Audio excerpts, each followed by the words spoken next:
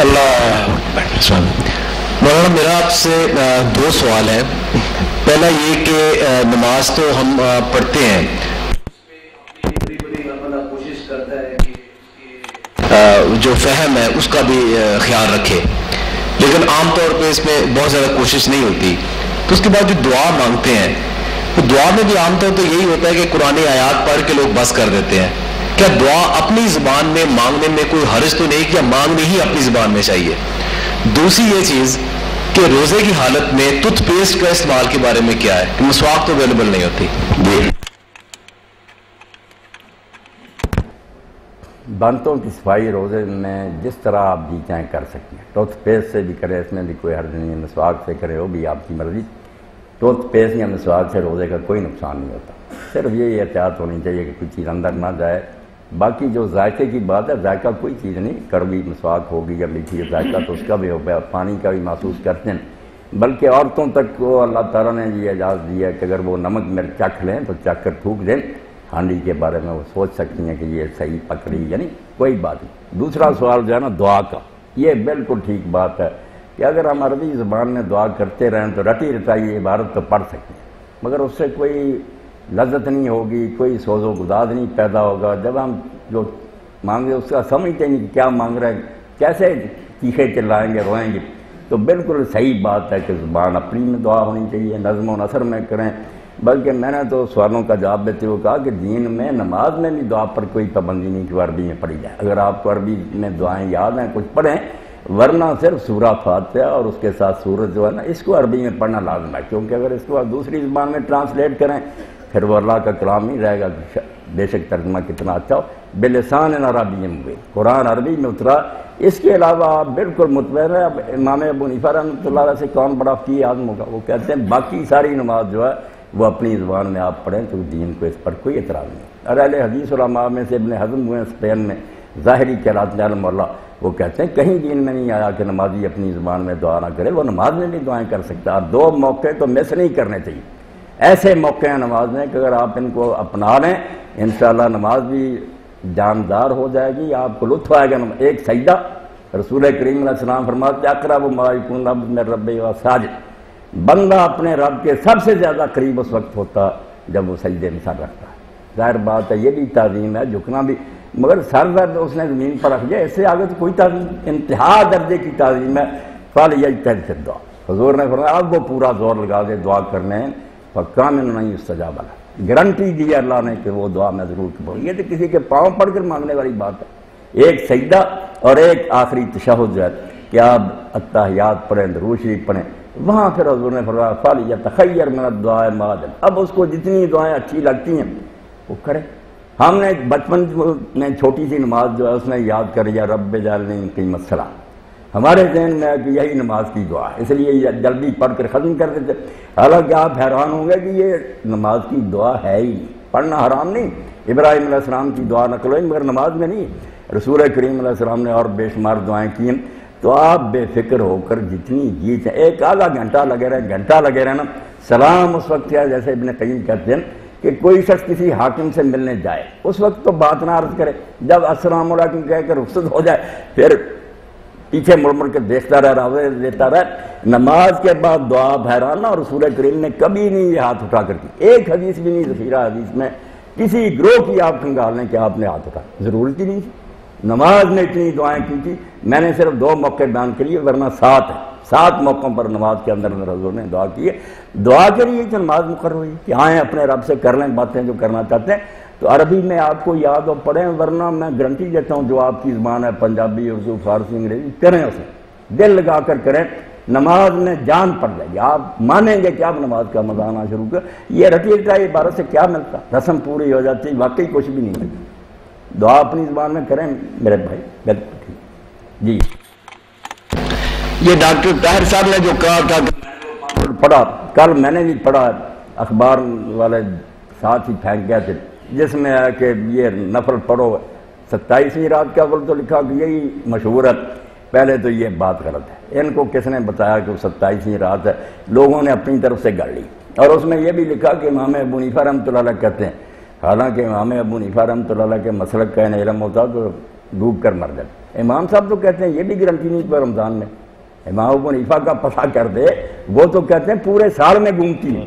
اور نیک لوگوں نے بیان کیا اولیاء اللہ نے، میں نے ان کی کتابیں پڑھی، کسی نے ربیع الاول میں دیکھا، کسی نے شعبان میں دیکھا، زیادہ وہ کہتے ہیں کہ رمضان میں آتی ہے مگر دوسرے مہینوں میں ہم نے دیکھا۔ اس لیے امام صاحب رحمۃ اللہ علیہ کا تو مسئلہ یہ ہے کہ وہ سارے سال میں گردش کرتی ہے۔ اس سال جس سال قرآن نازل ہوا اس سال اس بائی چانس رمضان میں تھی، یہ نہیں آیا قرآن میں کہ وہیں رہتی ہے۔ وہ حضرت عبداللہ بن مسعود رضی اللہ عنہ کی روایت کو زیادہ بہتر سمجھ دیکھی، میں یقتم الحول اس سے لیلۃ القدر، جو سارا سال تہجد پڑھتا ہے لیلۃ القدر مل جاتی، اس میں یہ مراد۔ امام ابو حنیفہ کو بھائی یہ آپ صرف یہ پرچوں پر لکھ دیتے ہیں اور کوئی نفل نہیں اس رات میں، جتنے لکھے نا وہاں کہ یہ پڑھو اس میں یہ بالکل جعلی، جیسے ڈاکٹر صاحب کہہ رہے ہیں کہ ملاوٹ ہوگی، بالکل ملاوٹ۔ اور اس پر ایک پوری کتاب ہمارے ہندوستان میں بہت بڑے عالم ہوئے، نوجوانی میں فوت ہو گئے 40 سال کی، مگر جو کام اس نے کیا نا حیرت، ہر علم پر ایسی اونچی کتابیں لکھی ہیں نا کہ آدمی کہتا ہے اتنی چھوٹی عمر میں اللہ تعالیٰ نے۔ مولانا عبدالعزیز لکھنوی رحمۃ اللہ، تو ان کی ایک کتاب ہے الآثار المرفوعہ فی الاحادیث الموضوعہ، اسی پر لکھی ہے کہ یہ دنوں کی ہے نا، جو آپ دیکھیں گے غنیۃ الطالبین ہے، امام غزالی کی احیاء لکھے سوموار کے یہ نفل ہیں، رات کے دن کے یہ ہیں، منگل کے یہ ہیں، ہفتہ بھر کے، پھر مہینوں کے لکھے ہیں، انہوں نے سب پر لکھی ہے 150-200 صفحے کی، کہ ان میں سے ایک بھی صحیح نہیں، یہ سب جھوٹی باتیں ہیں۔ نہ رسول اللہ نے کیا، انہوں نے یہ بھی سوال اٹھایا کہ اگر کہے یار اتنے بڑے بڑے عالم اور بزرگ جو تھے بے خبر تھے، نہیں، انہوں نے کہا لکل فن رجال، ہر فن کے ماہر الگ ہوتے ہیں، کیمسٹری کا عالم الگ ہے، فزکس کا الگ ہے، اسی طرح حدیث کے عالم الگ ہیں۔ فقہ کے عالموں کی بھی یہ حالت ہے کہ فقہ کی کتابوں میں ایسی حدیثوں کا حوالہ دے دیتے ہیں جو تلاش کرنے سے علماء کو ملی نہیں، ذخیرہ حدیث میں نام و نشانی، ان کا میدان نہیں ہے، یہ محدثین کا میدان ہے کہ انہوں نے حدیثوں کو پرکھا ہے، ایک ایک کی جانچ پڑتال کی ہے۔ اس لیے یہ نوافل وغیرہ جو نا کئی بہنیں بیاہ شروع کریں گے اور پڑھیں، بالکل جعلی، کوئی نئی بات نہیں، وہی تہجد ہے۔ اور اللہ کے رسول علیہ السلام نے جو اللہ تعالیٰ کا فضل بیان فرمایا، اس کے بعد بھی اگر کوئی لیلۃ القدر کے لیے نہ تڑپے تو میں سمجھتا ہوں اس کی کوتاہی نہیں۔ رسول کریم علیہ السلام نے فرمایا اگر عشاء کی نماز جماعت سے پڑھ لینا، جا کر سو رہا ہے، اللہ تعالیٰ فرشتوں کو حکم دیتا کہ لکھ دو آدھی رات کے لیے جاگتا رہا، اور اگر اس نے فجر بھی پڑھ لی ساری رات جاگنے کے بعد۔ اور اسی لیے حضرت سعید بن مسیب فرماتے تھے جو عشاء جماعت سے پڑھ لے اور فجر پڑھ لے اس کو لیلۃ القدر مل گئی، یہ منیمم ہے، اتنا تو کر لیں آپ، مل جائے گی انشاءاللہ۔ اور جو اس سے آگے بڑھ سکتے ہیں وہ تہجد کا خیال کریں، اور اس سے کوئی آگے جانا چاہتا ہے تو صرف یہ نہیں کہیں آیا کہ ساری رات جاگو، نہیں، سو سکتے ہیں آپ، مگر کوشش کریں اور اس نیت سے پڑھیں نوافل کہ اللہ ہم رات تو جانتے نہیں مگر تیرا فضل عمیم ہے، تیری رحمت وسیع ہے، ہماری جھولیاں بھر دے، وہ کوئی بھی رات ہوگی انشاءاللہ آپ کو اجر مل جائے گا۔ اور کوئی بات ہے تو آپ دریافت عرض کیا کہ آپ صلی اللہ علیہ وسلم بہت زیادہ عفو درگزر کا مظاہرہ کرتے تھے، ایک تو اللہ تعالیٰ کی ان کو مدد حاصل تھی، دوسرا یہ کہ آج کل ہمارے انسان کی نیچر ہے کہ اگر کوئی وہ ظلم کرتا ہے، اگر آپ اس کو معاف کرتے ہیں تو وہ اور زیادہ بڑھے گا، تو اس کے لیے آپ کیا فرماتے ہیں؟ آیا اس کو روکنا چاہیے یا معاف کر دینا چاہیے؟ اگر معاف نہیں کرتے تو یہ انسانی نیچر ہے کہ وہ اور زیادہ حدیں کراس کرے گا اور بہت زیادہ نقصان پہنچے گا۔ بہت اچھا سوال اٹھانے، آپ یہ جان لیں کہ دین جو ہے نا یہ حکمت پر مبنی ہے، بالکل وزڈم اور لاجک پر، اس میں کوئی غلط بات نہیں ہے۔ قرآن بھی القرآن الحکیم ہے، اللہ بھی حکیم ہے، اس لیے وہ بے دانشی کا حکم نہیں دے سکتا۔ دین کیا، حکمت کیا، توازن کیا، بیلنس، یہ ٹھیک بات میرے بھائی نے بتائی۔ اگر عفو بھی آدمی کرتا جائے نا، معاف کرتا جائے، غلط نتیجہ بھی پیدا ہو سکتا ہے کہ وہ مجرم دلیر ہو جائیں، بعض ہی نہ ہے جو وہ کہیں یہ تو بیوقوف لوگ ہیں معاف کر ہی دیتے ہیں، اس سے کام جائے گا بے، اور اگر انتقام ہی لیتے چلے جائیں اس سے بھی اصلاح نہیں ہو سکتی۔ ان دونوں کو بیلنس رکھنا جو ہے نا، کہاں معاف کرنا بہتر ہے، کہاں سزا دینا مناسب ہے۔ جہاں معاف کرنے کا ذکر قرآن مجید نے کہا نا، قرآن بہت معجز کتاب ہے، اس کا کوئی شوشہ زائد نہیں۔ فمن عفا و اصلح، اگر کسی نے معاف کیا اور معاف کرنے سے اس کو ٹھیک کر لیا، وہ آدمی درست ہو گیا، پھر تو اجر ہے۔ اور اگر اس نے بے موقع کیا تو عفو بے جا سردی خون حیات، اقبال کہتا ہے بے موقع معاف کرنے سے بھی رگوں میں خون سرد ہو جاتا، آدمی بے غیرت ہو جاتا۔ جہاں غصے کا موقع ہو وہاں غصہ بھی کر رہا، دین اس کے خلاف نہیں ہے۔ اللہ نے جگہ جگہ بتایا کہ اگر سزا دینا ہی مناسب ہو تو سزا ہی دینی چاہیے، اور ایسے مرحلے بھی آئیں کہ حضور نے معاف نہیں کیا۔ یہی فتح مکہ دیکھیں نا، رول آف لا، مکہ فتح ہوا، پہلا کیس جو حضور کی خدمت میں پیش ہوا وہ فاطمہ کا، فاطمہ مخزومیہ، ابو جہل کا خاندان، خالد بن ولید کا خاندان، یہ بنو مخزوم تھے۔ اور رسول کریم علیہ السلام کی دادی، عبد المطلب کی کئی بیویاں تھیں مگر عبداللہ، ابو طالب اور زبیر، یہ ان تینوں کی والدہ، فاطمہ ہی تھا اس کا نام، وہ ان کی بیٹی تھی، بنو مخزوم تھی، اور مکے کے سردار تھے، سب سے بڑا نمبرداروں کا خاندان یہی تھا۔ اب ان کی بیٹی پر چوری کا مقدمہ ثابت ہو گیا۔ حضور کی خدمت میں جب مقدمہ پیش ہوا تو آپ نے کہا ہاتھ کاٹو۔ وہ سارے جو تھے پریشان ہوئے کہ ہماری بچی کا ہاتھ کٹ گیا تو ہم تو جیتے ہی مر گئے، ساری زندگی ایک دھبا لگ جائے گا۔ کہا کسی سے سفارش کرانی چاہیے۔ اب انہوں نے کہا سفارش کون کرے، رسول کریم علیہ السلام سے کہنے کی ضرورت کون کرے؟ تو اس موقع پر بھی دیکھیں، نہ علی کو ڈھونڈا، نہ حسن حسین کو ڈھونڈا، غلام زادے کو ڈھونڈا جو مسجد بیت اللہ میں گیا تھا، اسامہ بن زید، اس کے والد کو حضور نے اپنا بیٹا بنایا ہوا تھا پرانے دستور کے مطابق۔ اور حدیث پاک میں آتا ہے کہ ایک ران پر آپ حسن کو بٹھاتے تھے، ایک پر اسامہ کو، بالکل اپنے نواسے کی طرح اس کو جانتے تھے، دعائیں کرتے تھے، اللہ میں ان سے محبت کرتا ہوں تو بھی کر۔ اسامہ سے نوجوان، ان سے لوگوں نے کہا کہ آپ حضور سے کہیں کہ جو تاوان چاہتے ہیں نا لگا دیں، ہم رقم ادا کریں، ہاتھ نہ کاٹیں۔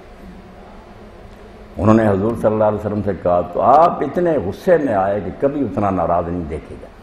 لوگوں کو جمع کیا، خطبہ دیا، اور آپ نے فرمایا تم سے پہلے جو امتیں برباد ہوئی نا، ان کی بربادی کا سبب یہی تھا کہ کسی کمزور اور غریب آدمی نے جرم کیا تو قانون حرکت میں آ گیا، قاضی جی بیٹھ گئے اور جج نے فیصلہ سنایا، اور اگر کوئی بڑا آدمی آیا گرفت میں، اس کے لیے قانون بدل دیا، رعایت نکال دی۔ اس سے تو برباد ہوئی کہ عدل نہیں رہا، قانون کی حکمرانی نہیں رہی، قانون ممکنات بن گئے۔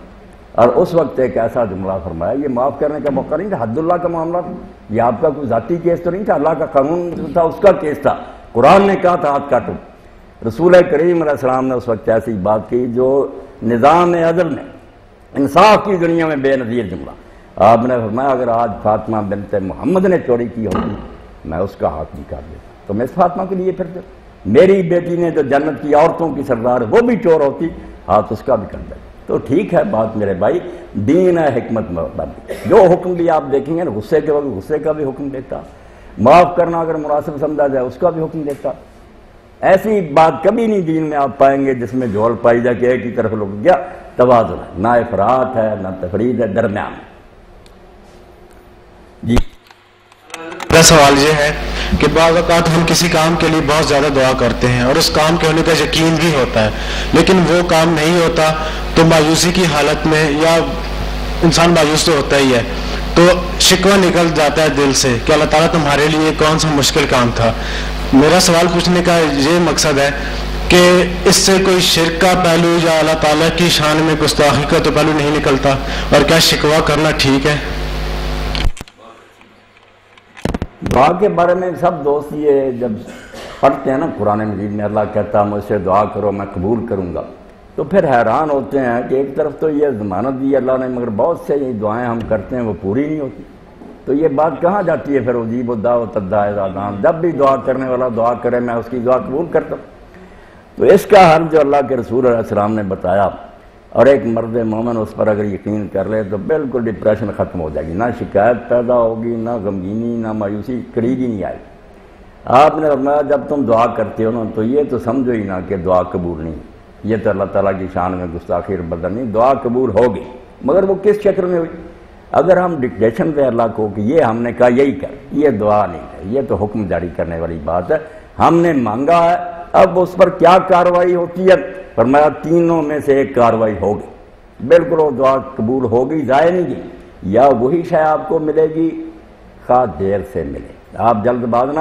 اور رسول کریم علیہ السلام نے فرمایا کئی دعائیں تو اسی لیے رہ جاتی ہیں کہ جب قبولیت کا وقت آتا آدمی اکتا کر مانگنا چھوڑ دیتا، اللہ کہتا یستاد ہے تو جلد باز بن گیا، جا جلدی سے اگر کوئی کرتا اس سے کام کرانا، دعا کرتے ہی رہنا چاہیے۔ یا فرمایا کہ اگر وہ چیز مناسب نہیں، ہم تو مانگتے ہیں، جیسے عیسیٰ علیہ السلام کہتے ہیں کہ بچہ ماں سے مانگتا سانپ، وہ نہیں دیتی، مچھلی دے گی، سانپ نہیں دے گی۔ ہم نادان ہیں، نہیں جانتے کہ آئندہ یہ چیز ہمارے لیے اچھی ہوگی، اور آج بھی مانگتے ہیں۔ کئی لوگ ہیں جو بعد میں نے دیکھ کہتے ہیں اس سے تو بہتر تھا ہمارے گھر میں بٹا پیدا ہو گیا، اتنا ستاتے ہیں، تو کیا فائدہ ہے؟ آپ حکم نہ لگائے، اللہ اگر وہ چیز مناسب نہیں نا تو یقین رکھیں اس کے عوض میں یا کوئی بہتر چیز اور دے گا جو آپ نے نہیں مانگی، یا ایسی مصیبت اور تکلیف جو آپ کے مقدر میں تھی اس دعا کی برکت سے وہ ٹال دی، آپ سمجھ رہا نہیں قبول ہوگی۔ اور تیسری شکل یہ ہے کہ اس دنیا میں اگر نہیں مناسب ماننا اس دعا کو تو اللہ تعالیٰ اس کو پینڈنگ رکھ جائے، فائل اپنے پاس رکھتا، اور قیامت کا دن ہوگا نا تو کہا جائے گا کہ لوگوں یہ تمہاری درخواستیں ہیں دنیا میں قبول کرنا نہیں مناسب آج کے لیے میں نے رکھی ہیں، یہ جنت ہے، اس کی جو نعمت اس دعا کے عوض میں چاہتے ہو نا، تو رسول کریم علیہ السلام نے فرمایا جن کی یہاں قبول ہوئی نا اس دنیا میں وہ سارے حسرت کریں گے کاش ہماری قبول نہ ہوتی، وہ تو فانی دنیا سے یار رہ گئی چیزیں، مزہ تو آج تھا۔ اس لیے میرے بھائی آپ بالکل نہ پریشان ہو، یہ بدظنی اور بدگمانی اپنے ذہن میں پیدا نہیں، شیطان کا وار ہے، وہ قابو کرنا چاہے مایوس ہو جائیں شکوے کریں، نہیں، اللہ کسی حال میں غلط نہیں کرتا۔ اللہ جس کو ہم مانتے ہیں نا، رسول کریم علیہ السلام نے فرمایا صبح اور شام 100 مرتبہ اگر کوئی پڑھتا ہے تو اس کے گناہ بخشے جائے، چھوٹا سا جملہ سبحان اللہ و بحمدہ۔ آپ پڑھے لکھے لوگ ہیں، تھیالوجی کی ساری کتابیں پڑھیں، علم الہیات جو ہے نا پوری قوموں کا اللہ کے پڑھ جائیں، ان 2 جملوں سے آگے کچھ بھی سبحان اللہ۔ عیب کی بات اللہ میں نہیں ہوگی، جس چیز سے کوئی نقص نکلے نا یہ تو ظالم ہوا، بے رحم ہوا، اس نے وہ نہیں ہو، وہ آپ کی فہم کی غلطی ہے، اللہ میں وہ نہیں ہو سکتی۔ اللہ تو نام ہی اس شخصیت کا سبحان اللہ جس میں عیب اور خامی کی بات نہیں ہوگی، خامی جس میں نکلا ہے نا وہ اللہ نے، وہ آپ کا اپنا کوئی ذہنی مفروضہ وبحمدہ، اور ہر خوبی اس میں موجود ہے، عیب کوئی نہیں ہوگا، خوبیاں ساری ہوں گی، یہ ہے اللہ کی ڈیفینیشن۔ جب یہ مان لے پھر اعتراض کیسے پیدا ہوگا؟ آدمی اپنی عقل کا ماتم کرے گا کہ میں کوتا فہمی سے اگر نہیں سمجھ سکتا تو یہ میری نادانی ہے۔ اور اس کے لیے اللہ تعالیٰ نے قرآن مجید میں حضرت موسیٰ علیہ السلام اور حضرت خضر علیہ السلام کا واقعہ بیان کیا۔ اس قصے کی بھی حقیقی روح یہ ہے کہ تم کیا سمجھے گے میری سلطنت کے معاملے؟ موسیٰ علیہ السلام کلیم اللہ تھے، مجھ سے ہم کلام ہوتے تھے، 3 ہی واقعے اس کے سامنے ایسے ہوئے کہ وہ چیخ اٹھے کہ بچہ مار دیا، دیواریں مرا دی، یہ کشتی توڑ دی، کچھ پلے نہیں ان کے پڑا۔ بعد میں خضر علیہ السلام نے بتایا کہ اللہ کے حکم سے کیا اور اس میں راز یہ ہے، پھر وہ بھی مان گئے۔ تو سطح پر جو کچھ ہم دیکھتے ہیں نا وہ اصل میں نہیں ہوتا، طے میں موتی ہیں، ہم صرف سمندر کا تلاطم دیکھتے ہیں، لہریں، نیچے جو موتی پرورش پا رہا ہے نا کارخانہ کوئی، ہم ان سے واقف نہیں ہوتے، اس لیے اعتراض کرتے ہیں۔ مومن کو اعتراض نہیں کرنا چاہیے، وہ سبحان اللہ و بحمدہ پر یقین کرے اور کہے میں نہیں سمجھ سکتا تو میری بہتری ہے، اللہ جو کچھ کرتا ہے ٹھیک ہے، بیدہ الخیر، اس کے ہاتھ میں اچھائی ہے، غلطی یہ ایمان ہے جس سے پھر آدمی نا سدا بہار گلاب کی طرح کھلا رہتا ہے، وہ نہیں غمگین ہوتا، وہ نفس مطمئنہ کہ غم کی حالت میں بھی حضور مطمئن، فتح کے موقع پر بھی مطمئن۔ تو اللہ نصیب کرے، ہونا یہ چاہیے، اللہ کو جو مانتا ہے اس کے اندر پھر شکایت نہیں پیدا ہوتی۔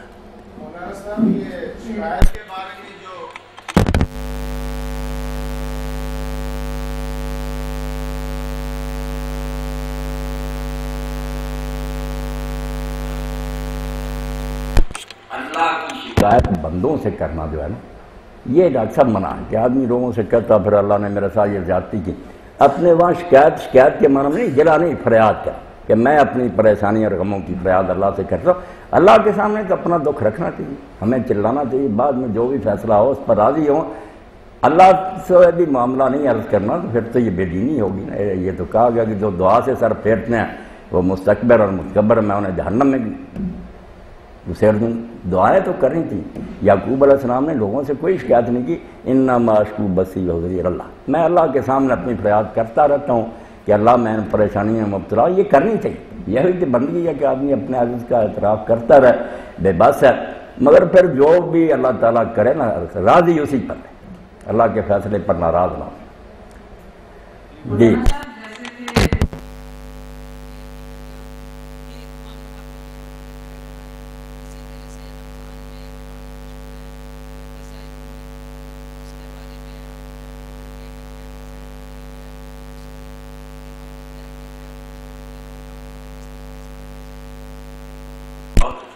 قضائے عمری بھی ایک نماز ہے کہ رمضان المبارک کا آخری جمعہ اس دن لوگ 20 رکعتیں پڑھتے ہیں، 17 رکعتیں فرضوں کی بنتی ہے، 5 نمازوں کی اور 3 وتر پڑھ لیتے ہیں، اور اس سے سمجھتے ہیں کہ پوری عمر میں جتنی نمازیں چھوٹی ہیں نا وہ اس سے بس وہ ان کی تلافی ہو جاتی ہے، قضائے عمری کہتے ہیں، اس کے ثواب بھی بیان کرتے ہیں۔ تو بالکل اچھا کیا ڈاکٹر صاحب نے، میں آپ حضرات نے بھی توجہ فرمائی، یہ جعلی چیزوں کے بارے میں نا ضرور سمجھ لینا چاہیے۔ تو وہی مولانا عبدالعلی رحمۃ اللہ علیہ مثال بھی اسی کی دی انہوں نے کہ ہدایہ کی اتنی اونچی شرح ہے نہایا.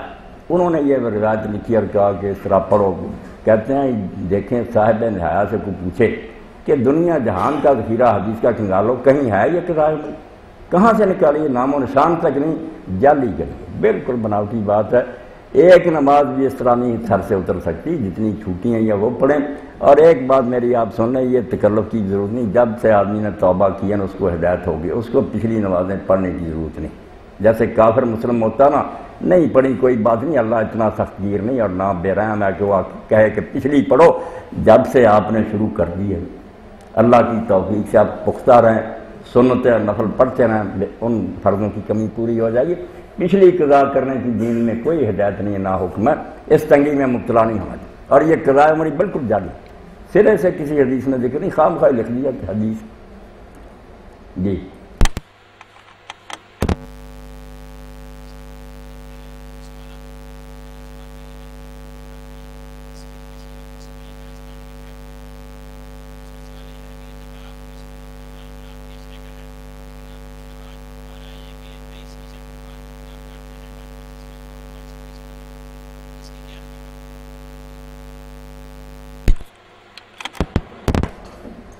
اسلام میں کچھ احکام تدریج سے دیے گئے، آہستہ آہستہ میں حضور نے آخری احکام دیے. پہلے جب لوگ کفر سے نکل کر اسلام میں آئے تھے نا، تو وہ چونکہ شرک سے نکلے تھے، اس لیے بعض احکام میں بہت سختی تھی، جن میں تصویر بھی تھی. کیونکہ تصویر بھی دنیا میں بہت بڑا شرک کا ذریعہ رہی ہے کہ نیک اور بزرگ ہستیوں کی لوگ تصویریں جو ان کو پوجتے ہیں، اس کی شکل ہی آگے بت تراسی بن گئی. تو اس پر بھی بہت سختی تھی کہ اس گھر میں فرشتے رحمت کے نہیں داخل ہوتے، نہ رکھو یہ تصویریں. یہ بالکل اسی طرح کا حکم تھا جس طرح قبروں کی زیارت سے بھی آپ نے بالکل روک لیا تھا، کوئی مرد اور قبریں دیکھنے نہ جائے. پوجا جو پہلے لوگ کرتے رہے، مگر بعد میں ہم دیکھتے ہیں پھر وہی حکم جو تھا قبروں کی زیارت کا، آپ نے اس کو ختم کر دیا کہ تم اب جا سکتے ہو. قبریں دیکھنے سے موت یاد آتی ہے، آخرت کی فکر پیدا ہوتی ہے. اجازت بھی دے دی، مردوں کو دی، آخر میں عورتوں کو بھی دے دی کہ عورتیں بھی اگر صبر سے کام لیں اور پردہ کر کے جائیں. چھٹی احکام میں اس طرح آہستہ آہستہ آپ نے وہاں تک پہنچایا. یہی حالت تصویر کی. اب جو لوگ اس پر جمے ہوئے نا کہ نہیں جاندار کی تصویر ٹھیک نہیں، وہ بعض احادیث سے آنکھیں چراتے ہیں. صحیح بخاری میں جب آپ نے کہا تصویر کہا تو اس میں بعد میں یہ بھی فرما دیا اللہ رقمن فی صوب، کہ کپڑوں میں بنائی ہوئی تصویریں جو ہے نا وہ بے شک جانداروں کی ہوں، ٹھیک ہے، گنجائش نکال. اور بچیاں جو ہے نا وہ کھلونے اگر لیں، لعب البنات، وہ بالکل مجسمے بھی ہوں، بچیاں چھوٹی چھوٹی ان سے کھیلیں اور وہ گڑیا ان کی ہوں، اس کو بھی درست قرار دیجیے. تو پہلی بات نہیں اب رہی، اب صرف وہ تصاویر حرام ہوں گی جن سے عریانی اور بے حیائی کا کام لیا جائے، بے پردگی ہو، صاف صاف ہو، یا شرک کے لیے کوئی استعمال کرے، کسی اپنے پیر و مرشد کی بنا لے، دکان میں رکھے، بیٹھک میں لگائے کہ اس سے برکت ہوتی ہے. یہ تصورات غلط ہے. ان کے علاوہ ویسے اگر کوئی بناتا ہے نا تو پھر وہ جیسے کپڑے میں آپ نے اجازت دے دی کہ جاندار بھی کی ہو، کوئی حرج نہیں، اب اس طرح کی چیز. یہ السید السابق بہت بڑے عالم، انہوں نے فقہ السنہ لکھی، وہ کہتے ہیں بھائی امام طحاوی کی بات صحیح ہے کہ پہلے یہ چیزیں سختی سے روکی گئی تھیں، آہستہ آہستہ جب ایمان میں لوگ پختہ ہو گئے کچھ نرمی ہو. اعتکاف مضمون کی بات، تو اعتکاف عبادت تو بہت بڑی ہے کہ آدمی گھر در چھوڑے، اپنے اہل و عیال سے الگ ہو، مسجد میں جا کر ڈیرا لگا لے. یہ سارے سال میں بھی آپ کر سکتے ہیں، نفلی اعتکاف بھی آپ کر سکتے ہیں، جب موقع ملے آپ مسجد میں بیٹھ سکتے ہیں. میری مسجد میں وہ ٹیلی فون کے ڈائریکٹر تھے، 1 مہینہ پورا 1 سال وہ بیٹھے تھے، رمضان کے علاوہ بیٹھ سکتے ہیں. 1 سال رمضان کا بھی انہوں نے پورے کا کیا. تو ایک اعتکاف تو مستحب ہے کہ شوق سے آپ کرنا چاہتے ہیں، یہ جب چاہے کریں، جتنا چاہے کر لیں. دوسرا اعتکاف مسنون ہے کہ رسول کریم علیہ السلام نے آخری 10 یا 9 دن جو ہے یہ اعتکاف کیا، اور 1 سال اگر رہ گیا کسی ضرورت کی وجہ سے تو آپ نے شوال میں پھر اس کی قضا کر لی. یہ مسنون اعتکاف ہے. ایک واجب اعتکاف بھی ہوتا ہے کہ جیسے اور چیزوں کی منت آپ مان سکتے ہیں کہ میں اتنے نفل پڑھوں گا، اتنی خیرات کروں گا، اس طرح اگر کوئی شخص منت مان لے کہ اللہ میرا یہ کام کرے تو میں اتنے دن اعتکاف کروں، وہ پھر واجب ہو جاتا ہے، وہ تو لازم ہے نا، پورا کرنا ہی پڑتا. یہ مسنون جو اس کا ثواب اگر کوئی نہیں بیٹھتا گناہ نہیں، وہ واجب جو ہے نظر وہ تو پوری کرنی پڑتی. تو تھوڑے دنوں کا اعتکاف جو کر سکتے ہیں لوگوں نے بھی اس سے محروم نہیں رہنا چاہیے. یہ تو بہت اچھا آنا کہ وہ 10 دن ہی بیٹھے، مگر اگر کسی شخص کو اتنی توفیق نہیں، اس کی ضروریات ایسی ہیں تو 1 آدھ دن 2-3 دن بھی بیٹھ جائے تو محروم نہیں رہ گیا انشاءاللہ. اتنے دنوں کا تو اس کو اجر ملے گا، کم از کم 1 دن کا ہونا چاہیے.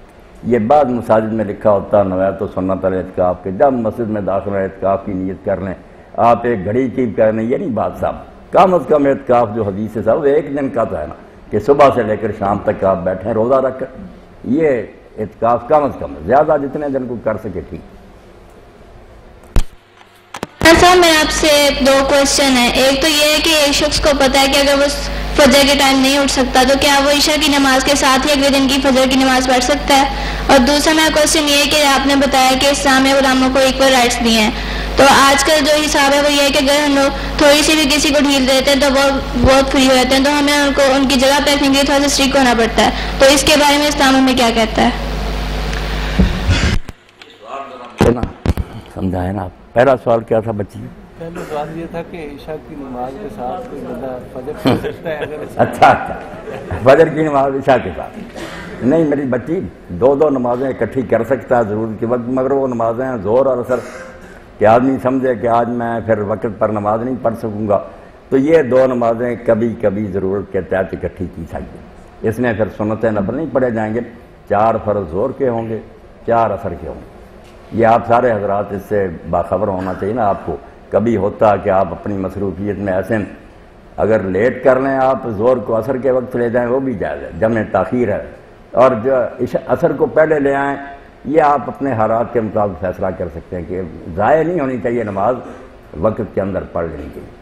تو ان دونوں نمازوں کا وقت دن ڈالنے سے لے کر مغرب تک مشترک ہو جاتا، پھر ایک رکعت اکٹھا ہو جاتا، جب بھی آپ پڑھ لیں گے 4 فرض ہو جائے کبھی کبھی۔ یہی حال مغرب اور عشاء کا، کئی لوگ ہیں جو بیچارے پھر عشاء سے رہ جاتے ہیں، ایسا نہ کریں، اگر وہ تھکاوٹ محسوس کرتے ہیں یا سمجھتے ہیں کہ رہ جائے گی وہ مغرب کے ساتھ پڑھ لیں، یہ قضا کرنے سے بہتر ہے مغرب جب پڑھی 3 فرض ساتھ 4 عشاء کے پڑھی، یہ جمع کر لینا سنت ہے کبھی کبھی، مگر یہ جو ہے نا کہ فجر کو اتنا لیٹ کرنا یا عشاء کے ساتھ ہی پڑھ لینا یہ کوئی نہیں طریقہ، اکٹھی یہ 2 نمازیں ہو سکتی۔ باقی اگر کوئی سویا رہ جائے خام خواہ تو عادت نہیں بنانی چاہیے، مگر سویا رہ جائے تو اللہ کا دین کتنا مہربان ہے، رسول کریم علیہ السلام نے فرمایا 2 آدمی جو ہیں یہ وقت کے بعد بھی نماز پڑھیں تو قضا نہیں ادا ہی ہے اور انہیں کوئی گناہ نہیں ہوتا۔ ان میں سے ایک سویا ہوا کہ سویا رہ گیا، جب جاگا اسی وقت فوراً اٹھ کر نماز پڑھ لی، پھر نہیں کہ زور کے ساتھ پڑھیں گے، نہیں، جب جاگا 1 منٹ کی دیر نہ کریں، وہی آپ کا وقت ہے فجر کا، ادا ہوگی، اب نہیں لیٹ کرنے کا۔ سوئے کو اجازت ہے کہ وقت کے بعد اگر جاگا ہی پڑھ سکتا ہے۔ ایک وہ شخص ہے جس کو نسیان ہو گیا، بھول ہی گیا کہ نماز جو ہے میں نے پڑھنی، بعد میں یاد آیا کہ میری نماز رہتی، یہ 2 آدمی ہیں جن کو وقت کے بعد نماز پڑھنے کا حق ہے۔ باقی جو ہم قضا کرتے ہیں نا جانتے بوجھتے جاگتے ہوئے، اس کی کوئی دین میں گنجائش نہیں، پھر وقت نہیں رہتا، وہ مجرم ہو جاتا، پھر اللہ سے معاملات اسے بخشے یا نہ بخشے، اس کی بجائے اکٹھی پڑھے وہ ہو سکے۔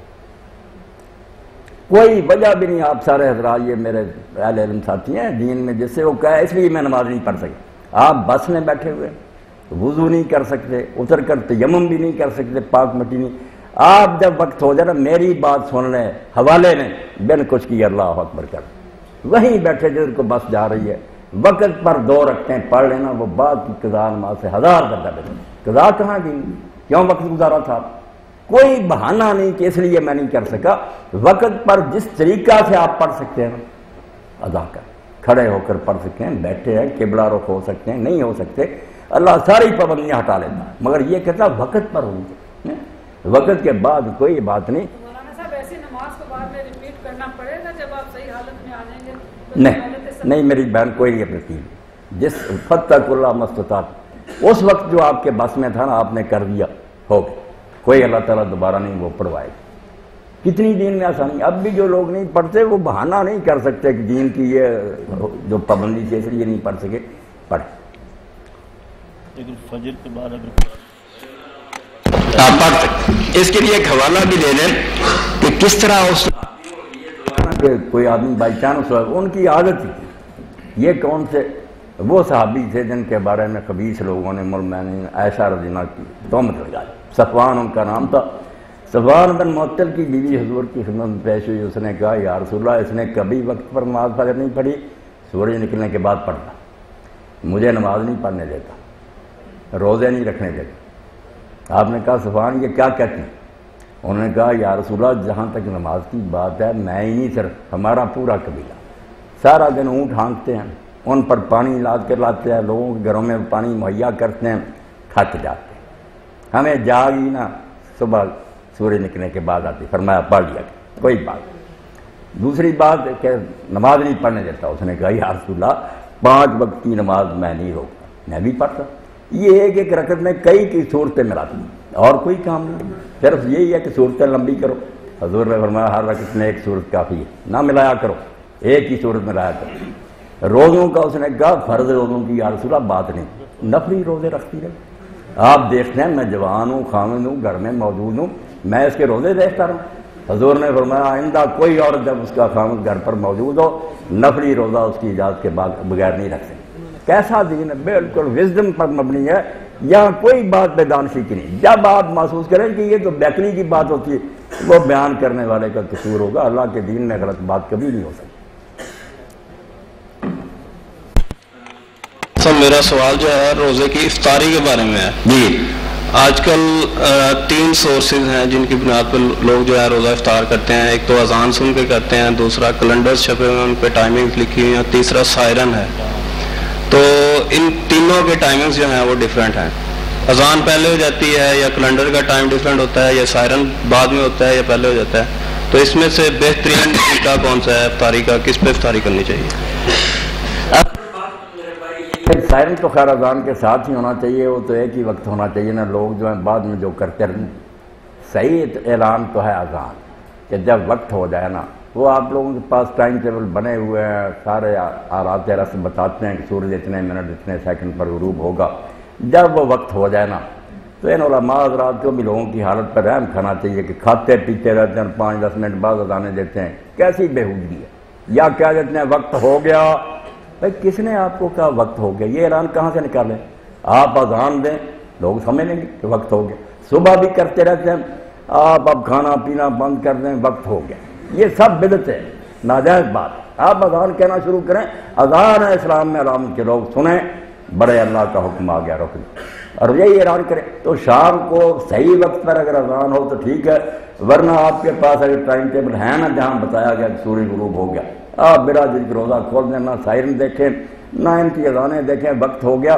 اللہ کے رسول علیہ السلام نے فرمایا دیکھیں نا، اللہ ایک طرف تو ہمیں کہتا حکم کی اطاعت کہ کھانے پینے سے رکے رہو، اور جب وقت ہو جاتا تو کہتا کھاؤ، اگر ہم نہیں کھاتے ناراض ہوتا۔ اب وہ عبادی علیہ آجر سچا، فرمایا جو جلدی کر کے شروع کریں گے نا کھانا وہ بندے مجھے پیارے، جو بڑے بنیں گے نہیں ہمیں اب بھوک نہیں، بھائی تم نے لالچ دکھانا ہے، اللہ کہہ رہا کہ لالچ کرو، کھاؤ میرا کھانا، دسترخوان اس نے بچھایا۔ تو جب وقت ہو جائے پھر میرے بھائی آپ کو انتظار نہ کریں، ٹائم ٹیبل کو صحیح ہو، اس کو احتیاطاً دیکھ لیں کہ گھڑی میں شاید 1 منٹ کا فرق ہوگا۔ بھائی یہ جو لوگ دیر سے اذانیں دیتے ہیں بالکل غلط کریں۔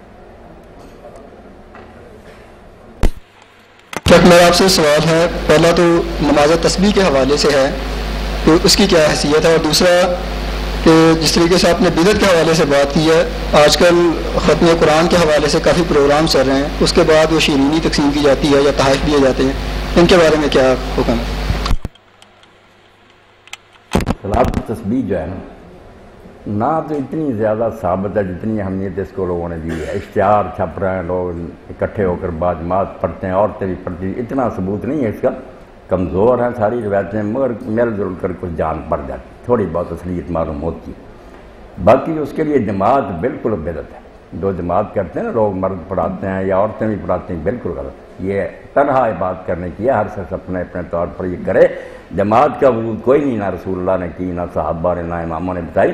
جماعت کا سلسلہ تو روکنا تھی، جو میری بہن پڑھنا چاہتی ہے اپنی تنہائی میں پڑھ لے، مرد بھی جب جی چاہے پڑھ لے، 4 رکھتے ہیں، بہتر 2 کر کے پڑھنا، 2 پڑھیں سلام پھیر دیں، بے شک ذرا ٹہل لیں، کوئی کھا پی لیں، کوئی بات نہیں، دوبارہ 2 شروع کر لیں، 2 الگ پڑھنا زیادہ سنت کے مطابق ہے۔ آپ نے نوافل اور سنتوں کے لیے یہی کہا صلاۃ اللیل والنہار مثنی مثنی، کہ فرضوں کے علاوہ جتنی نمازیں نہیں پڑھو نا 2 شروع کیا کرو، درود شریف اتحیات پڑھا ختم، پھر 2 شروع کریں، زیادہ صحیح ہے۔ اور طریقہ اس کا جیسے یہ لوگ لکھ دیتے ہیں نا، کل وہ ڈاکٹر صاحب اس سے اشتہار کر کے اس میں بھی لکھا تھا، اپنے مسلک کو ترجیح دیتے ہیں، حدیث کو نہیں دیتے۔ میں صلاۃ التسبیح پڑھنی تو اس طرح پڑھو جس طرح حدیث میں آیا۔ یہ چونکہ 2 سجدوں کے بعد بیٹھتے نہیں، جلسہ استراحت نہیں کرتے عموماً لوگ، سجدے 2 کی اٹھ جاتے ہیں پہلی رکعت میں، اس لیے انہوں نے اس کا حل یہ کیا کہ کھڑے کھڑے 25 مرتبہ پڑھ لیتے، 15 مرتبہ سرا کے بعد الحمد شریف سے پہلے، اور پھر سورت ختم کی 10 مرتبہ، 25 ہو گیا۔ پھر ہر جگہ 10 تک پڑھتے جاتے ہیں، واقعی وہ پھر دوسرے سجدے میں 75 ہو جاتی، مگر یہ طریقہ غلط ہو گیا۔ کھڑے کھڑے 25 پڑھنے کا کوئی حق نہیں، صرف 15 پڑھنا، الحمد شریف پڑھیں، سورت پڑھیں جب ختم ہو جائے، یعنی نماز کے جس حصے میں جو کچھ پہلے آپ کرتے ہیں نا، پہلے اس سے فارغ ہوں، اس کے بعد کھڑے کھڑے پھر 15، رکوع میں 3 مرتبہ سبحان ربی العظیم، پھر 10 مرتبہ پڑھنا اتنا ہی ہے، سبحان اللہ والحمدللہ ولا الہ الا اللہ واللہ اکبر ولا حول ولا قوت الا باللہ نہیں پڑھنا، اتنا پڑھنا، یہ 10 مرتبہ۔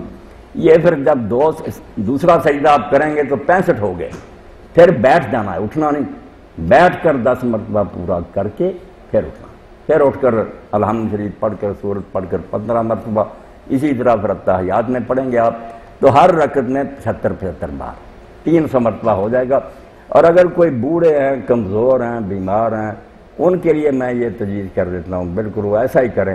اگر اتنے لمبے سجدے رکوع ان سے نہیں ہو سکتے تو نماز کی 4 رکعتیں پڑھ لیں 2 کر کے، بعد میں تسبیح ہاتھ میں لیں اور 300 مرتبہ یہ پڑھ آرام سے بیٹھ کر، انشاءاللہ اللہ کا فضل انہیں نصیب ہو جائے گا۔ اگر کھڑے نہیں نہ ہو سکتے، مشکل ہے اتنی دیر سجدے میں رکوع میں، آپ بالکل کر لیں، اس کی اجازت ہے، تسبیح ضرور کریں، کیونکہ رسول کریم علیہ السلام نے فرمایا قرآن کے بعد اللہ تعالیٰ کو سب سے پیارے کلمے جو ہے نا انسان کی زبان سے جو نکلتے وہ یہ 4 ہیں، سبحان اللہ والحمدللہ ولا الہ الا اللہ واللہ، ان سے بہتر کلمہ حضور نے فرمایا کوئی نہیں، جو تم بولتے ہو قرآن کو چھوڑ دو، احب الکلام اللہ، سب سے یہ پیارے، یہ جتنا پڑھا جائے اتنا ہی بہتر ہے، آگے پیچھے بھی آپ پڑھیں، کثرت کریں۔ تو 300 مرتبہ بیٹھ کر ہی میری بہنیں اور بھائی پڑھ لینا جو لمبے رکوع سجدے انشاءاللہ انہیں بھی ثواب ملے۔ تہجد کی نماز پڑھنے کے لیے کیا عشاء کی نماز کے بعد سونا لازمی ہے یا نہیں؟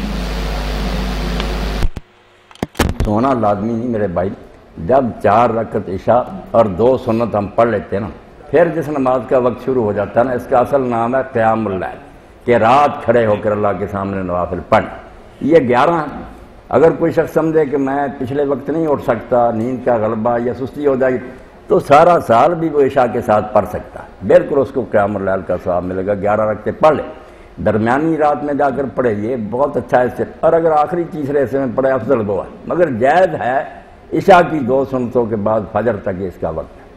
اب یہ سو کر اٹھ کر پڑھیں تو عربی میں چونکہ حدود کہتے ہیں نیند کو، تہجد کا معنی نیند توڑنا، نماز وہی رہ گئی قیام اللیل، مگر یہ ایک نام اس کے ساتھ اور بڑھ گیا کہ نیند توڑ کر اٹھے تہجد، پہلے ہی پڑھ لیں گے تو ناجائز نہیں، اگر جاگتے ہی رہیں آپ کسی میٹنگ میں شریک ہے پڑھ لیں، سارا بکتی ہے رات پوری اس کے لیے۔ اس کو بھی 2 رکعتیں مولانا، 2 رکعت، بالکل ایک وتر اکیلا پڑھنا ہے۔ صحیح تو یہی ہے ڈاکٹر صاحب کہ 3 وتر بھی ایک سلام سے نہیں پڑھیں، جیسے ہر حدیث حضرات پڑھتے ہیں کہ تینوں اکٹھے درمیان میں تشہد نہیں بیٹھتے، دوسرے لوگ مغرب کی طرح پڑھتے ہیں 2 تشہدوں سے، یہ ثابت نہیں، ثابت تو جو ہے نا کہ 2 الگ پڑھو، 1 رکعت الگ شروع کرو، جیسے حرمین میں ہوتا، صحیح حدیث سے تو صحابہ کے عمل سے تو یہ ثابت کہ 3 پڑھ لیں، 2 شروع کر لیں، التحیات دروشی پڑھ کے سلام کہہ دیں، پھر اٹھ کر 1 رکعت شروع کریں سبحانک اللہ سے، وہ اکیلی جو ہے اس کا الگ سلام کریں، اس کو وہ شفا ہو جاتا ہے جوڑا، یہ وتر تاک، صحیح طریقہ تو یہ ہے۔ مولانا صاحب یہ جمعے کی 2 رکعتوں کے بعد جو سنتیں ہیں وہ 4 پڑھتے ہیں، کوئی کہتا ہے 2 پڑھو، 4 اگر پڑھنی ہے تو مسجد میں پڑھیں اور 2 پڑھنی ہے تو گھر جا کے پڑھیں، اس کے بارے میں آپ کیا فرماتے ہیں؟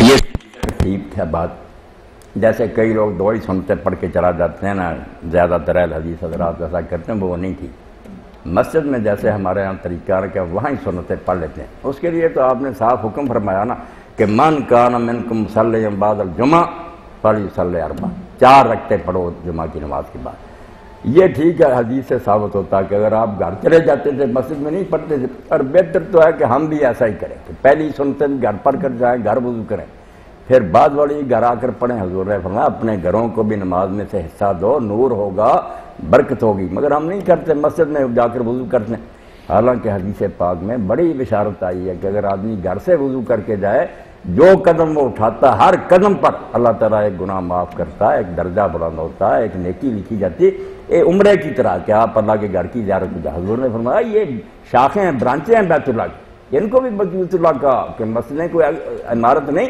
اللہ کے گھر ہیں چھوٹے چھوٹے، ان کی طرف تم جاتے ہو۔ تو جیسے میزبان کے لیے لازم ہوتا کہ مہمان کی مہمان نوازی کرے، اللہ کے ذمہ ہو جاتا کہ میرے گھر مجھ سے ملنے آیا وہ تمہارا حق ادا کرے۔ تو گھر اگر پڑھ لیں پہلی بار پھر دو ہی، بعد میں پھر دو ہی سنتے ہیں۔ اگر گھر آ کر پڑھیں، مسجد میں پڑھیں تو صحیح کریے کہ 4 پڑھیں، 2 کریں، یہ 2 رسول کریم، ہاں بہت اچھی بات، بہت اچھی، یہ وضاحت لے لینی تھی۔ رسول کریم علیہ السلام نے بھی اعلان کیا، اور حضرت عمر رضی اللہ عنہ نے اپنے زمانہ خلافت میں ممبر پر اعلان کیا کہ لوگوں صلاۃ اللیل والنہار مثنی مثنی، رات اور دن میں جب نماز پڑھو 2 زور کی سنتے ہوں، عصر کی ہوں، کسی نماز کی ہوں، 2 صحیح حدیث سے تو یہی ثابت ہے، باقی ساری روایتیں ضعیف ہیں۔ اگر کوئی ایسا کرے تو بہترین طریقہ جو ہے نا سنت کے مطابق اور صحابہ کے عمل وہی ہے کہ 2 پڑھے پھر 2 شروع کریں۔ جی جی پوچھیں۔ جب آدمی قرآن پاک پڑھ رہا ہوتا ہے اس وقت اذان شروع ہو جاتی ہے، وہ تھوڑی دیر کے لیے رک جاتا ہے کہ چلو اذان سن لیتے ہیں، لیکن اب آج کل اذانیں اتنی ہوتی ہیں کہ ایک ختم ہوتی ہے دوسری شروع ہو جاتی ہے تیسری شروع ہو جاتی ہے، تو اس وقت کیا کرنا چاہیے؟ کیونکہ درمیان میں خاص طور پہ جب سیراب آیا ہوا، آپ نے بالکل ٹھیک کہا، اذانوں کا تو سیراب آیا ہوا، کیا کرے کوئی آدمی، کس کا جواب ہے؟ حالانکہ عرب ممالک میں اتنی بات تو ٹھیک ہے نا کہ ایک وقت پر اذان ہوتی ہے ساری مسجدوں میں، قصہ ختم۔ یہاں لوگ جو ہے نا اذان نہیں دیتے رہتے ہیں، تو آپ یہ کریں کہ جس اذان پر آپ نے جا کر نماز پڑھنی ہے، جس مسجد کی اذان پر، اس کا جواب دیں۔ باقی جو ہے نا ان کو کہتے رہیں جہاں آپ نماز پڑھتے ہیں جب آپ کو محسوس ہونا کہ اس مسجد سے ہو رہی ہے، پھر آپ اس کا ساتھ ساتھ جواب دیں، بعد میں درود شریف پڑھیں، پھر دعا بھی کریں، باقی جو اللہ کے حوالے۔ پڑھتے ہوئے اگر اذان سننی چاہیے، اس وقت کا عمل جو ہے وہی کہ وہ سارے الفاظ دہراؤ، ساتھ ساتھ اللہ اکبر کے ساتھ یہی کہو، اشہد ان لا الہ کے ساتھ یہ دہراؤ، حی علی الصلاۃ حی علی الفلاح کا جواب لا حول ولا قوت الا باللہ، باقی سارے کلمے وہی دہرانے۔ یہ تو ایسے سمجھیں جیسے کہتے ہیں نا کہ قومی ترانہ ہونے لگا، گاڑیاں رک جائیں، سارے لوگ کھڑے ہو جائیں، ہونا تو یہی چاہیے تھا۔ امت مسلمان جب یہ ترانہ بلند ہوتا، جہاں جہاں تھے علماء نے یہی لکھا کہ وہاں قیام کے آدمی کو قدم بھی نہیں اٹھا دے، رک جائے، کھڑے ہو کر سنیں، جواب دیں، پھر چلنا شروع کریں۔ مگر وہ دین کی جب سپیرٹ ختم ہو گئی، اب باتوں سے کیا بنتا، اندر سے مر چکے ہیں نا، کوئی عمل ہمارا جو ہے اس میں جان نہیں، رسمیں رہ گئی۔ یہ باتیں کرنا بھی حرام ہے جب اذان ہو رہی ہے؟ ہاں بالکل نہیں باتیں کرنی۔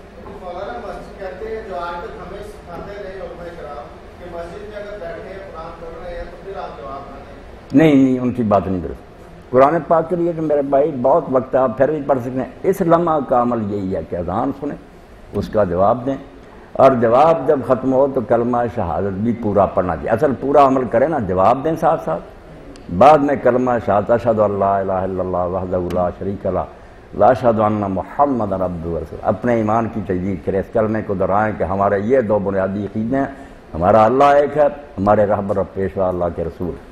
اور اس کے بعد پھر اگر یاد ہو تو یہ پڑھنی چاہیے نا، رضیت باللہ ربا وبالاسلام دینا وبمحمد صلی اللہ علیہ وسلم نبیہ، ہم نے اللہ کو رب مان لیا، اب اس پر مطمئن ہے، کوئی شک نہیں، ہم نے رسول کو رسول مانا، ذرا ہمیں اس بارے میں کوئی خلجان نہیں، اور اسلام کو ہم نے دین حق پایا، ہم اس پر مطمئن ہیں، ہمارے دلوں میں اس بارے میں کوئی راضی ہیں ہم اس پر۔ پھر درود شریف پڑھیں پورا، درود شریف کے بعد پھر وہ دعا پڑھے اللہم رب ھذا الدعوہ۔ اور بڑی فضیلت حضور نے بیان فرمائی کہ قیامت کے دن 100 جنت ہے۔ اب ہماری حد ادراک سے پرے کی بات ہے کہ یہ ہے ایک جنت، جتنی دور آسمان ہے وہاں دوسری منزل ہے، دوسری جنت، اتنے فاصلے پر تیسری، 100 ہیں ایک اوپر نیچے، اپنے اپنے اعمال کی بنا پر لوگ جائیں گے، جتنی ان کی محنت ہوگا ان کو۔ اور آخری جو ہے نا 100ویں جنت وہ فردوس ہے، چوٹی کے لوگ وہاں جائیں گے۔ آپ اندازہ کریں حضور کی عظمت کا، رسول کریم کے مرتبے کا، کہ فردوس کی چھت ہوگی، سارا جہاں نیچے ہوگا، اوپر اللہ کا عرش ہوگا۔ یہ چھت جو ہے اس کا نام ہے الوسیلہ، جو ہم دعا میں کہتے ہیں نا آت محمد الوسیلہ، محمد صلی اللہ علیہ وسلم کو اللہ وہ مقام وسیلہ دینا۔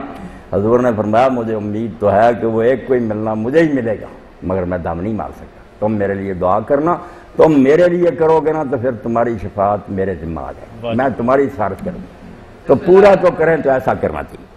مولانا صاحب میرا ایک مختصر کوشچن ہے آپ سے کہ یہ ماہ رمضان میں ہم دیکھتے ہیں کہ ایک روزہ دار کے سامنے کوئی دوسرا روزہ دار بھول کر کوئی چیز کھانے لگتا ہے، تو تو جو دوسرا روزدار ہوتا ہے وہ اسے فوراً ٹوک دیتا ہے کہ تم نہ کھاؤ، اسے منع کر دیتا ہے، اس کے بارے میں آپ کیا کہتے ہیں کہ اسے روکنا چاہیے یا اسے کھانا کھانے دینا چاہیے؟ نہیں، اگر وہ بول کر کھا رہا ہے روکنا چاہیے، اس کو بتا دیں کہ آپ غلطی کر رہے ہیں، مگر اس کا روزہ جو ہے اس کا کوئی حرج نہیں ہوا، اللہ نے اس کو خلاف تھا بھی دیا، روزہ بھی تھی.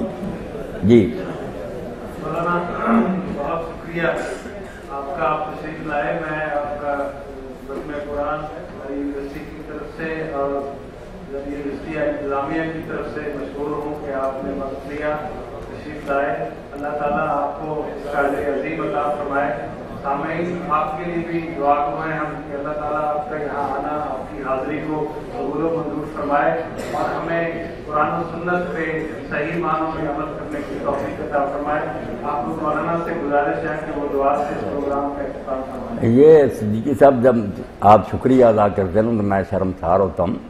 یہ تو میری غذا ہے، میں کیوں کہوں کہ آپ شکریہ ادا کریں. میں وہاں بھی جاتا ہوں 1.25 گھنٹہ، کالیں اتنی آتی ہیں نا کہ جب اٹھتے ہیں یہی کہہ کر کہ کل میری بیان ہے بھائی.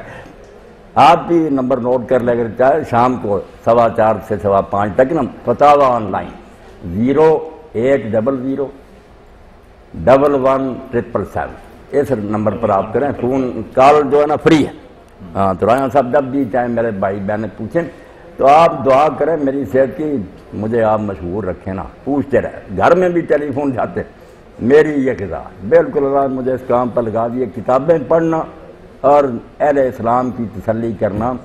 غیر مسلم تک بھی آتے ہیں، میں کہتا ہوں بھائی دین کی ایک بات بھی تم غلط ثابت کر دو، ہم باپ دادے سے اس کو نہیں مانے، چھوڑ دیں. تو الحمدللہ مجھے خوشی ہے کہ آپ سارے ساتھی اکٹھے ہوتے ہیں. 0800 11 ہاں 0800 11 777. یہ لکھ دینا چاہیے، لکھ دینا چاہیے. جب بھی چاہے آپ فراخ دلی سے سوال کریں انشاءاللہ اسی وقت جواب دیتا. 777 11 777. بڑی خوشی ہے. اللہ تعالیٰ آپ کو خیریت سے رکھے، ایسے مواقع ملتے رہیں مجھے اور آپ کو. الحمدللہ رب العالمین والعاقبۃ للمتقین والصلاۃ والسلام علی سید الاولین والآخرین سیدنا و مولانا محمد وآلہ واصحابہ اجمعین. اللہم اعنا علی صیام رمضان وقیامہ وتلاوۃ القرآن فیہ. اللہم سلمہ لنا وسلمنا فیہ وتسلمہ منا فی یسر منک وعافیہ. اللہم وفقنا لما تحب وترضى واجعل آخرتنا خیرا من الأولى. اللہم استعملنا بسنت نبیک وتوفنا علی ملتہ وعائذنا من مضلات الفتن. ربنا آتنا فی الدنیا حسنۃ وفی الآخرۃ حسنۃ وقنا عذاب النار. ربنا افرغ علینا صبرا وثبت اقدامنا وانصرنا علی القوم الکافرین.